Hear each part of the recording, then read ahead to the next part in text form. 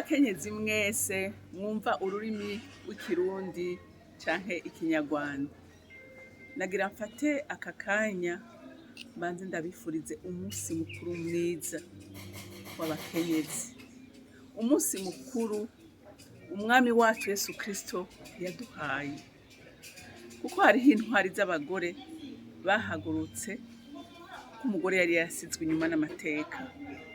Asigwa inyuma n'amateka kubera iki? Kubera umwasi Satani yabonye imbaraga ziri mu mugore. Murazi ko kugira ngo afate isi yaciye mu mugore, kuko iyo aca mu mugabo ntiyashobora kuyifata, ariko yabonye uwo akwiye gucako kugira ngo afate isi, yabonye ari umugore. Yabonye umugore ari umunyenkomezi. Wa mugore we uri umunyenkomezi, uri uw'agaciro kanini. Rero byatumye Yesu ava mu ijuru kugira ngo asubire kugarukanire agaciro. Rero uyu munsi mukuru nagira ndagukebure, ntube umunsi mukuru wo kwambara no kunywa no gukora amakosa, ariko ube umunsi wo gusubira kwiyumvira icuri n'ico wagizwe mu mwami.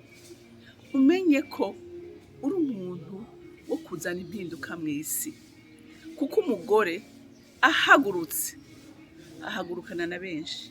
Umugore ariko arakora akorana na benshi. Rero ndagutera intege nkubarira ngo ureke kwisuzugura, wihesha agaciro, usubize ubwenge inyuma, wibuke intwari z'abagore zahagurutse zigwanira uyu munsi uraboneka, ntibakubone utamenye icakoretse, kuko benshi ndamaze kubona ko batazi icakoretse. Baranezerwa ugasanga basuzuguye abagabo babo, bataha amajoro bari mu bubare bariko baranywa, ariko ntubu munsi ukunywa. Ariko naho muzaba mukoraniye muriko murasangira, musubire muganire, mwibukanye agaciro k'umugore. Umugore n'umuntu adasanzwe, umugore ni inkingi y'umuryango, umugore ni inkingi y'igihugu. Kuko mwibuke n'umunsi Imana imurema yamuremye mu buryo budasanzwe. Rero ubu budasanzwe wakuwe mu igufa, ntiwakuwe mu ivu, wakuye mu igufa. Rero umenye ko ibikorwa ukora ni ibikorwa bikomeye. Iyo utariko urabikora rero umwami wawe arababara.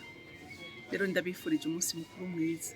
Imana yo mwijuru ibahezagire, mpwemu w'Imana barongore, mpwemu w'Imana abigishe, mpwemu w'Imana abibutse ico muri n'ico mwagizwe. Mwarahezagiwe, ndabakunda cyane.